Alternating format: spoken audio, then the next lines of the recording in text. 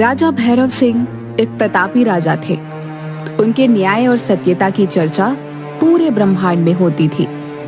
उनके राज्य में झूठ बोलने की सजा सिर्फ मौत थी। एक दिन महाराज शाही बगीचे में टहल रहे थे कि अचानक खड़खड़ाने की आवाज सुनाई देती है। अरे, ये बेचारी बत्तख घायल कैसे हो गई? जिसने किया है उसे जरूर सजा मिलेगी। सैनिकों, इस बत्तख को वैद्य के पास ले जाओ। जिसने इसे घायल किया है वो कल दरबार में हाजिर हो।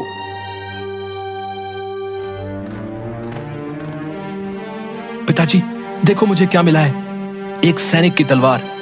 मैंने अभी इससे एक बत्तख का शिकार भी किया। ओह, तो वो तुम थे बेटे। ये एक सैनिक की तलवार है, तुम्हारे पास कैसे आई? पिताजी, मुझे ये तलवार अच्छी लगी तो मैंने ये ले ली। ये मेरा राज्य है, यहाँ का सब कुछ मेरा ही तो है। महाराज, मैं अपनी तलवार के खो जाने की सूचना देने आया हूँ। मेरे बेटे ने बिना तुम्हारी अनुमति के तलवार उठाई है। कल दरबार में न्याय होगा। एक परी वहीं बाग में अदृश्य रूप में ये सब सुन रही थी। वह राजा से बहुत प्रभावित हुई और अगले दिन रूप बदलकर राजा का न्याय देखने दरबार पहुंची। क्या तुमने सैनिक के आदेश के बिना उसकी तलवार ली और बत्तख को घायल किया? जी महाराज, मैं इससे खेलना चाहता था, लेकिन ये गलत था। मुझे अनुमति लेनी चाहिए थी। तुम्हारी सजा सैनिक तय करेगा, क्योंकि तुमने इसकी तलवार चुराई है। ये तुमसे कुछ भी मांग सकता है। राजकुमार हमारे देश के होने वाले महाराज हैं। मैं अपने पुत्र के लिए राजकुमार की पक्की दोस्ती चाहता हूं। मैं सजा के लिए तैयार हूं। आज से आपका पुत्र मेरे साथ राजमहल में रहेगा और मेरे गुरु से शिक्षा प्राप्त करेगा। उसे बत्तख का न्याय करने के लिए तुम क्या कहना चाहते हो राजकुमार? उस बत्तख की देखभाल की पूरी जिम्मेदारी लेता हूं। आज से वो बत्तख भी मेरे साथ रहेगी।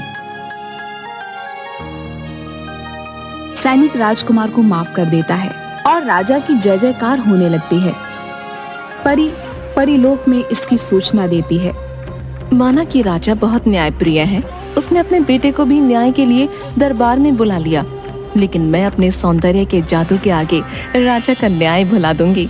मैंने सुना है पिछले 2 वर्षों से उसकी पत्नी अस्वस्थ है। महाराज एक पत्नी व्रता है, उसे तुम्हारे सौंदर्य से कोई भी फर्क नहीं पड़ेगा। तुम चाहो तो परीक्षा ले सकती हो। नीलम परी एक सुंदर लड़की का रूप बन राजा से मिलती है। महाराज, आप बहुत बड़े ज्ञानी और न्यायप्रिय राजा हैं। सुना है अस्वस्थ होने के बावजूद भी आप अपनी रानी को बहुत प्रेम करते हैं। बिल्कुल सही सुना है आपने राजकुमारी। मैं अपनी पत्नी को अपनी जान से भी ज्यादा प्रेम करता हूँ। और रही न्यायप्रिय होने की बात, तो कोई भी राजा सजगता से प्रजा को प्यार करेगा तो सदैव सही न्याय करेगा। इच्छा शक्ति और सजगता की क्या जरूरत है महाराज? अगर राजा को कोई जादुई शक्ति मिल जाए तो भी तो वो न्याय कर सकता है। जादुई शक्ति? नहीं, मैं ये नहीं मानता। न्याय के लिए किसी भी राजा का प्रजा के साथ प्रेम पूर्ण संबंध होना और सच्ची इच्छा शक्ति की जरूरत होती है। सचमुच महाराज, आप अपनी बातों पर दृढ़ रहने वाले हैं और किसी भी बात को बिना जाने नहीं मानते। मैं आपसे बहुत प्रभावित हूँ और मैं आपसे विवाह करना चाहती हूँ। तुम असीम सुंदरी हो, लेकिन मैं पहले से ही विवाहित हूँ और अपनी पत्नी को बहुत प्रेम करता हूँ। अपनी पत्नी को मृत्यु दंड दे दें। आपकी महारानी पिछले कई सालों से अस्वस्थ चल रही हैं। आपको ऐसी महिला की क्या जरूरत? मेरे जैसी अपूर्व सुंदरी आपसे विवाह करना चाहती है। तुम्हारी जुबान कैंची की तरह चलती है, इसे संभालो, वरना तुम्हें अपनी जुबान से हाथ धोना पड़ेगा। तुम्हारी इतनी हिम्मत, तुम मुझसे मेरी प्रिय पत्नी की हत्या करने को कहो। सैनिकों, पकड़ लो इसे और कैद कर दो। राजा की बात सुनते ही परी गायब हो जाती है। राजन, तुम मेरे रूप से तो नहीं हारे, पर हाँ, तुमने मेरी जुबान को कैंची कहा है ना? एक दिन मेरी कैंची से ही सही मैं तुम्हारी अकड़ को खत्म कर दूंगी। कुछ दिन बाद राजा प्रजा का हाल जानने एक गांव से गुजर रहा था कि एक किसान की झोपड़ी में जोर जोर से रोने की आवाज आ रही थी। उसने झोपड़ी का दरवाजा खटखटाया। अरे भाई, जरा बाहर आओ। तुम्हारे घर से रोने चिल्लाने की आवाज क्यों आ रही है? क्या कष्ट है? मैं तुम्हारे देश का राजा हूं। ये क्या, तुम्हारे कपड़े जगह जगह से कटे हुए हैं? महाराज, मैं कल फसल पकने के बाद फसल काटने के लिए खेत में पहुंचा। मैंने सोचा कि काश मुझे कोई ऐसी जादुई चीज मिल जाए जो मेरी फसल को तुरंत काट दे। अचानक ही मेरे हाथों में सुनहरे रंग की कैंची आ गई और कुछ ही मिनटों में फसल कट के खत्म हो गई। तभी वहां पर एक परी आई। ये जादुई कैंची है, ये सभी का न्याय करती है और असत्य बोलने वालों के कपड़े काट देती है और कपड़ों को काट कर उन्हें नग्न कर देती है। ये मेरी तरफ से राजा को उपहार है। न्याय के लिए राजा को अब दर दर भटकने की प्रजा का सुख दुख मनोदशा जानने की जरूरत नहीं। कैंची की सहायता से वो न्याय कर सकता है। महाराज, मैं कैंची लेकर घर आ गया तो मेरी पत्नी ने मुझसे पूछा, क्यों जी, सुबह के गए अब लौटे हो, इतनी देर कैसे हो गई? मैंने कड़ी मेहनत करके फसल को काटा है, इसकी वजह से मुझे देर हो गई। महाराज, क्योंकि मैंने झूठ बोला तो कैंची ने मेरे सारे वस्त्र काट दिए। उसके बाद जब मैंने अपनी पत्नी से पूछा, आज सारा दिन क्या किया, खाना खाया या नहीं खाया? पूरे दिन उपवास रखकर भूखी प्यासी तुम्हारा इंतजार कर रही थी। उसके ऐसा कहते ही कैंची ने उसके कपड़ों को भी काट दिया। और हम दोनों को यह समझ में आ गया कि हम दोनों ही एक दूसरे से झूठ बोल रहे थे। इसलिए कैंची ने हमारे सत्य को बाहर निकालने के लिए हमारे वस्त्रों को काट दिया। हम चाहते हैं कि आप इस कैंची को स्वीकार करें, ये न्याय करने में आपकी मदद करेगी। किसान की बात सुनकर राजा ने किसान से वह जादुई कैंची ले ली और राजमहल की तरफ चल पड़ा।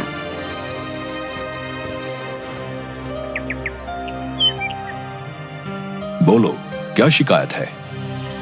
महाराज, ये ग्वाला दूध में पानी मिला कर देता है। सच बताओ, क्या तुमने दूध में पानी मिलाया था? नहीं महाराज, मैं इतना पापी नहीं कि दूध में पानी मिलाऊं। ये व्यक्ति पूरी तरह से झूठ बोल रहा है।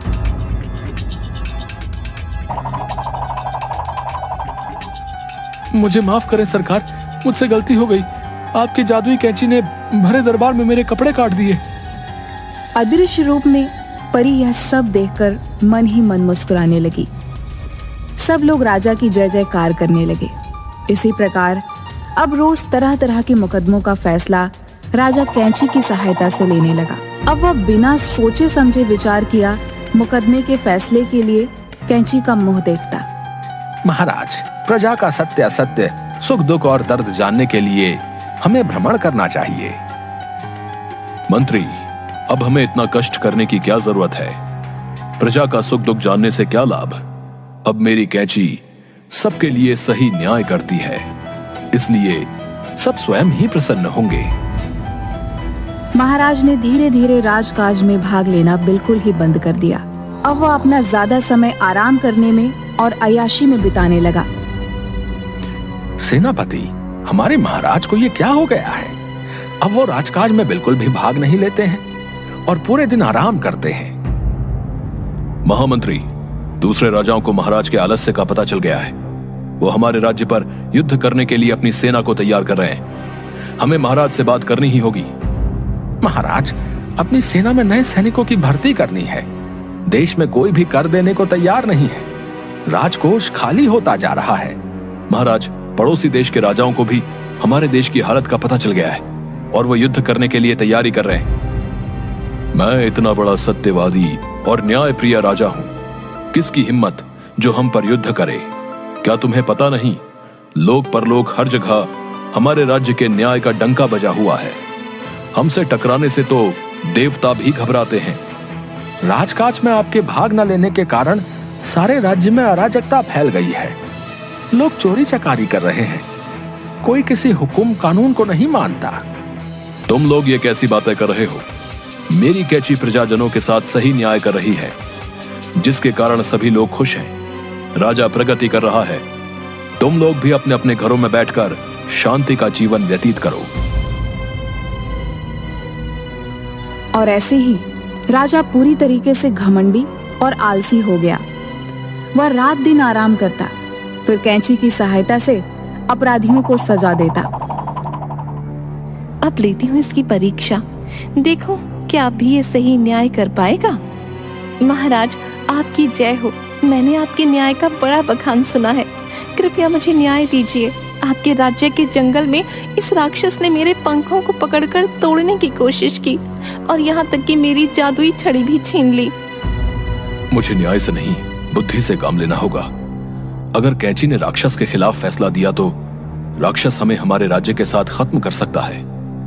अभ्यास न होने के कारण हमारे सैनिक भी आलसी हो गए हैं। देखो परी, कल महल से बाहर मैदान में सभी लोगों के बीच मैं तुम्हारा और राक्षस का फैसला करूंगा। ठीक है राजन, मैं कल मैदान में जरूर उपस्थित हो जाऊंगी। आया बड़ा सत्यवादी, ये राक्षस मेरी ही माया है। अब इसकी सारी सच्चाई सबके सामने आ जाएगी। नीलम परी से टकराना आसान नहीं। सुनो राजन, यदि चाहते हो कि तुम्हारे राज्य में सब कुछ ठीक से चलता रहे तो कल के मुकदमे में मेरी जीत होनी चाहिए। हाँ।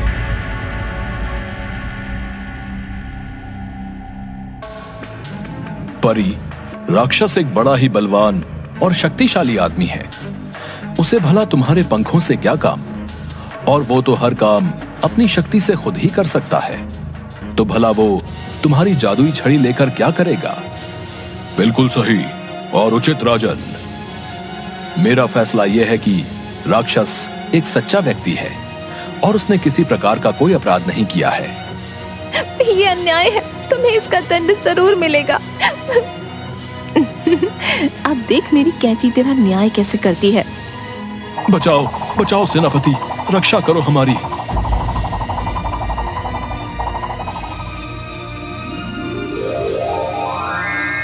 राजन, ये कैंची अब कभी नहीं रुकेगी। तुम्हें अपने आलस्य और नासमझी का फल जरूर मिलेगा।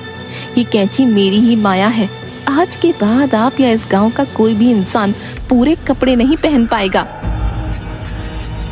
मुझसे बड़ी गलती हो गई, मुझे माफ करो। मुझे अपनी बुद्धि से न्याय करना चाहिए था। मेरी प्रजा को बचा लो। महाराज, मैं भी परी माँ की ही माया हूँ।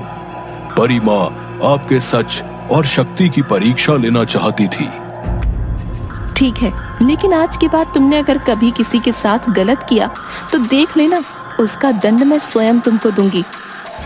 इसके बाद परी ने अपनी जादुई छड़ी से राक्षस को राजा के राज्य में बहुत दूर भेज दिया और कैंची को लेकर हमेशा के लिए परी लोक वापस चली गई। इसके बाद राजा ने कभी न्याय के लिए किसी की सहायता नहीं ली और राज्य में फिर से अमन कायम हो गया।